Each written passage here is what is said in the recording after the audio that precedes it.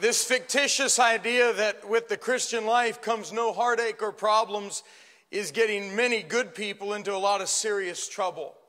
I hear so often that, from folks, they'll say, "Pastor, I thought when I get saved, all my problems would start to end." Well, you were wrong. You see, we're walking through life many times with anemic faith. And when the time comes that I actually need faith, I'm found wanting because I have been a couch potato Christian.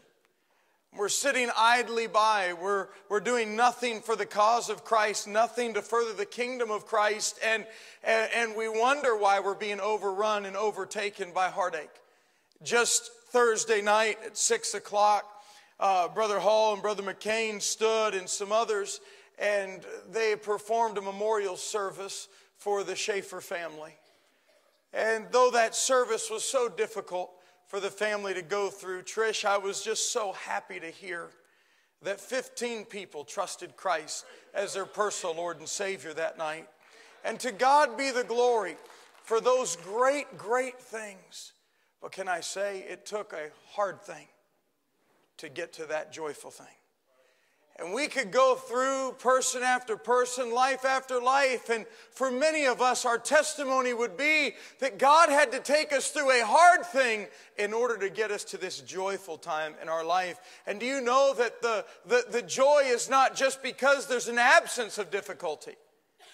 The joy is because as I go through the difficulty, I serve a God who can handle everything.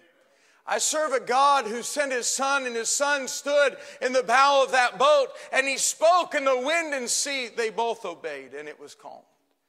He can calm the troubled life. He can mend the shattered dreams and reunite a broken home. God thrives on that which is impossible to us. But sometimes in the difficult times, we never see God come through because we quit when it gets tough. When the times get difficult and we find ourselves in a deeper valley than we had expected or even anticipated, we find ourselves overcome with heartache and we don't know what to do. And I would like to challenge you this morning, make sure you have a but if not plan. Then there are those, not all, but many, that would say as long as the Christian life does not ask too much of me, well, then you'll be willing to serve the Lord. However, when the difficult times come, so many times people turn and run back into the life that the Lord brought you out of so many years ago. I can't tell you how many times just now in 9 years that our family's been here, that we'll walk into a grocery store, or we'll walk into maybe we'll be at a park and somebody will walk up and they'll say, "Hi, Pastor." And I'll look and it'll take me a quick sec to recognize who they are, and then it'll hit me and I'll say, "Hey, I've sure missed you." And their head always goes down. And I'll say, "Oh, what's wrong?" And they'll say, "Pastor, life's just so rough." And we'll spend many times, I'll spend 15 minutes and my family will walk down the way, and I'll spend 15 minutes trying to counsel somebody how to get back on track. Because they found that during a difficult time, they ran back to that lifestyle that God saved them from. Don't go back. Don't go back. Have a but if not plan. As I counsel, I'm often confronted by people who have some very serious problems, and whether it be with health, marriage, jobs, ministry, whatever it is, the problems that are being faced, they are serious and need to be addressed. I believe that when my 4-year-old son comes to me with a problem, that it's a serious problem to a 4-year-old. I believe that one day when my daughters go through what they will say are some serious problems, whether it's a friend who broke their heart, or whether it's when they're entering the college years and they start to date and there's a young man that breaks their heart, those are serious problems to them. So many times we look at people and we snicker and say, "Come to me when it's a really serious one." It's serious. It's serious. I got folks that they'll come and they'll say, "Pastor, my problem, it's not really anything compared to yours. It's everything compared to mine." Let's not belittle people's problems. Let's not do that.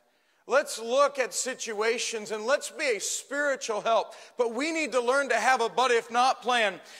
And we look at these serious problems, and so often people are asking how to solve their problems. Or, Pastor, will God take care of us as we go through this heartache? And may I say, yes, He will. But my question would have to be this. What if your prayers go what we would call unanswered? What if God's answer is no?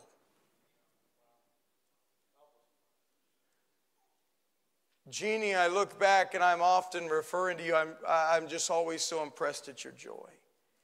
But I remember being there by your bedside praying that God would answer. Well, God answered our prayers just in a way we didn't expect or like. But He answered.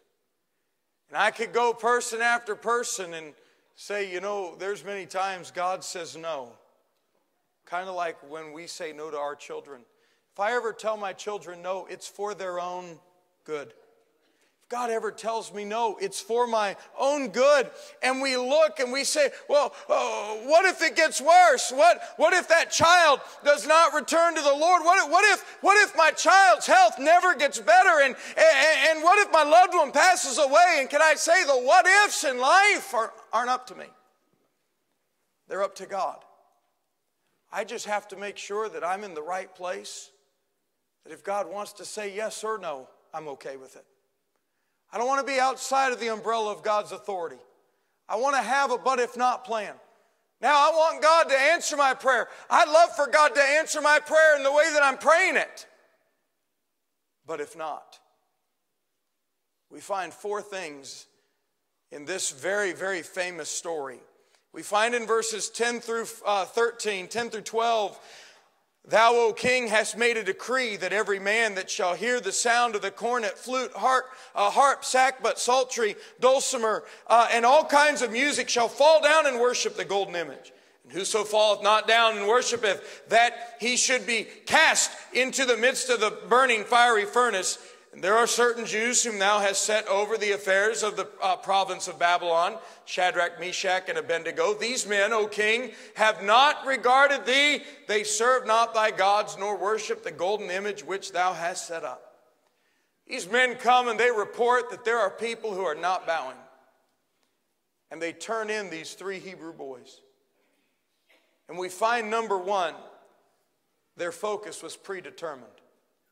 This wasn't a discussion that the three Hebrew boys had to have as the music started to play. Well, are you going to bow? Are you going to bow? No, they didn't do it as a collective group. They did it as an individual stand. And we find their focus was predetermined. Do you know that years ago that we were just new in ministry, and there was a young girl who had cancer, and I remember praying by her bedside, and she looked and she asked a question to me as her youth pastor and said, "The Cameron, what would you do? How would you feel if God gave you cancer?" Do you know when she asked that question as such a young girl, it was almost a predetermining point in my life. Lord, I want to stand strong. All of us have had good reason to lose focus if our reason is based on the philosophy of this world. But when I look through the spiritual eyes of faith, and when my spiritual man or my spiritual being does the thinking for me, I have no good reason. I haven't been nailed to a cross lately. I haven't been beaten with a cat of nine tails. I haven't had my beard ripped out of my face. I've not had a crown of thorns embedded into my brow. And I would ask you this morning, is your focus predetermined? But number two, we find in verses 13 through 17, then Nebuchadnezzar in his rage and fury commanded, "Bring Shadrach, Meshach, and Abednego." Then they brought these men before the king. Nebuchadnezzar spake and said unto them, "Is it true, O Shadrach, Meshach, and Abednego, do not ye serve my gods, nor worship the golden image which I have set up? Now, if ye be ready, that at what time ye hear the sound of the cornet, flute, harp, sackbut, psaltery, and dulcimer, and all kinds of music, fall down and worship the image which I have made." Well, but if ye worship not, ye shall be cast the same hour into the midst of a burning fiery furnace. And who is that God that shall deliver you out of my hands? Shadrach, Meshach, and Abednego answered and said to the king, O Nebuchadnezzar, we're not careful to answer thee in this matter. If it be so, our God whom we serve is able to deliver us from the burning fiery furnace, and he will deliver us out of thine hand, O king. We find, number two, their faith. Their faith was heard before it was seen. Their faith was heard before it was seen. They weren't hollering this up from being in the fire. They were looking right at the king and being bold and saying, King, listen, our faith is strong. It was heard before it was seen. Do you know that sometimes people just need to hear our faith? But may I also say, be careful. Because when you start to brag on your faith will soon be tested. Be careful walking around as a mighty person of faith and beginning to act as though your name should be written in the hall of faith in Hebrews and saying, well, I'm one of God's choices. Look at my faith. Be careful. Because that testing's coming. And their faith was heard before it was seen. Do you know that there are many, our faith was heard before it's ever seen? It's easy to talk the talk. It's harder to walk the walk. We look, and I would challenge you, speak of your faith. Speak of it to your children. Speak of it amongst each other. Let's not let gossip take place in the house of God or in any place near us. Let's be a people that's wholly consecrated to Christ. And let's speak of those things that are important. Those things that would have some eternal value. And let's be a faithful people to the things of God. We find their focus was predetermined. Their faith was heard before it was seen. But then number 3. Look at verse number 18. But if not, be it known unto thee, O king, that we will not serve thy gods, nor worship the golden image which thou hast set up. Then was King Nebuchadnezzar full of fury. The form of his visage, his face, was changed against Shadrach, Meshach, and Abednego. Therefore he spake and commanded that they should heat the furnace 7 times more than it was wont to be heated. I was reading that yesterday, and point number 3 came. Their fire was 7 times hotter after they chose to take their stand.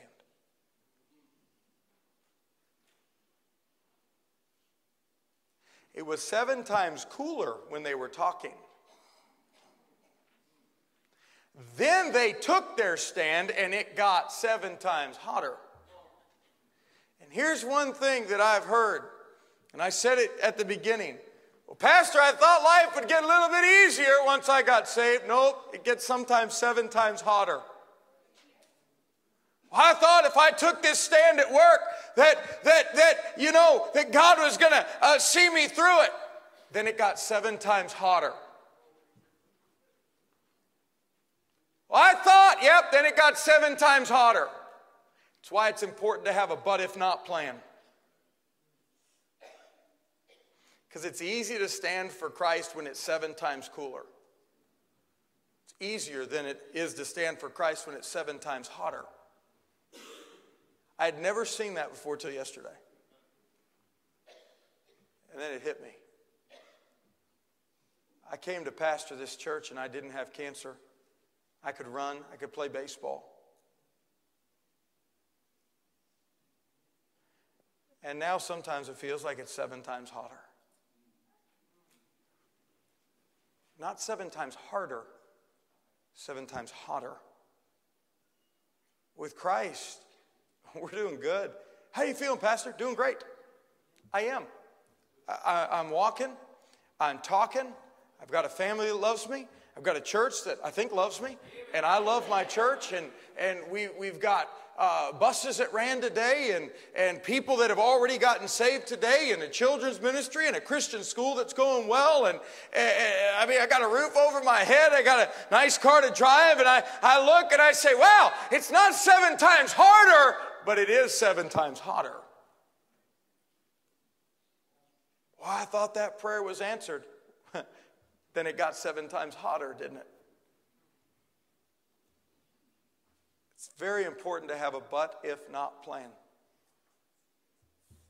You get to your peak spiritually, you say, Pastor, boy, I just feel like I'm at a mountaintop. And then all of a sudden it gets 7 times hotter. You see, the fire was cooler when they took their stand. And it got a whole lot hotter when it was time to prove that they were really willing to stand there. I don't know what all of us are facing today, but I know what many are facing. Don't be shocked when the fire gets 7 times hotter.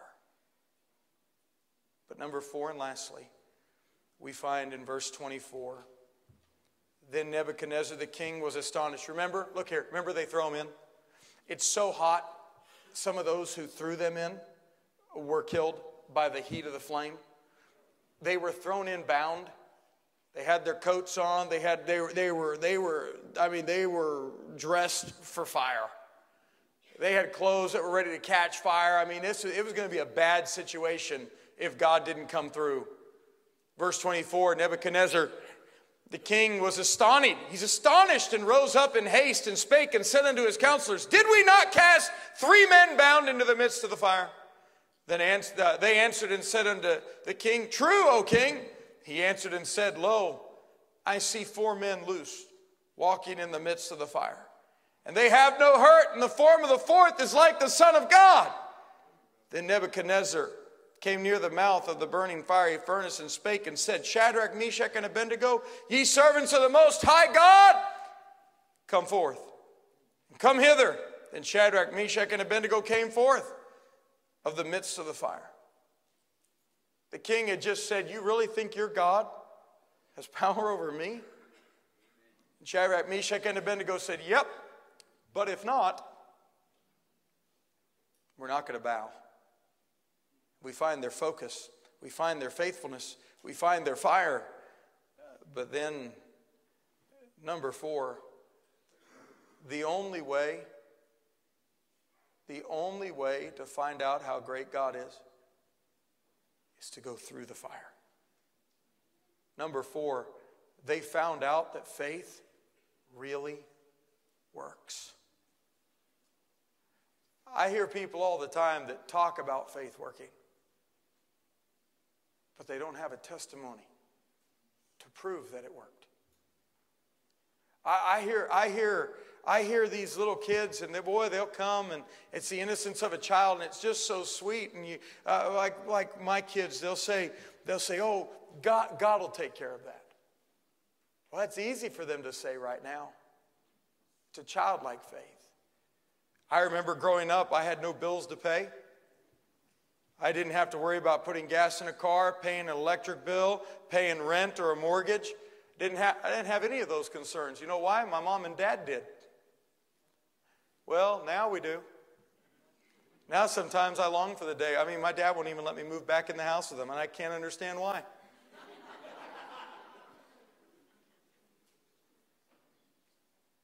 But you say, Pastor, I wish I had faith like those boys there. Then don't quit in the fire. And don't quit before the fire. The only way to find out is to go through it. Could you imagine as they come out of that fire, they were thrown in bound, now they're loosed, not even the smell of smoke on them. You can read the story and find these facts in there, not even the smell of smoke on them, and they come walking out. And King Nebuchadnezzar is looking at them astonished, giving praise to their God. They found out that faith really works. It works. How do you know, Pastor? Because I've been through the fire. How do you know, church? Because many of you have been through the fire. There's not one person better than the other here. We've all been through our little fires.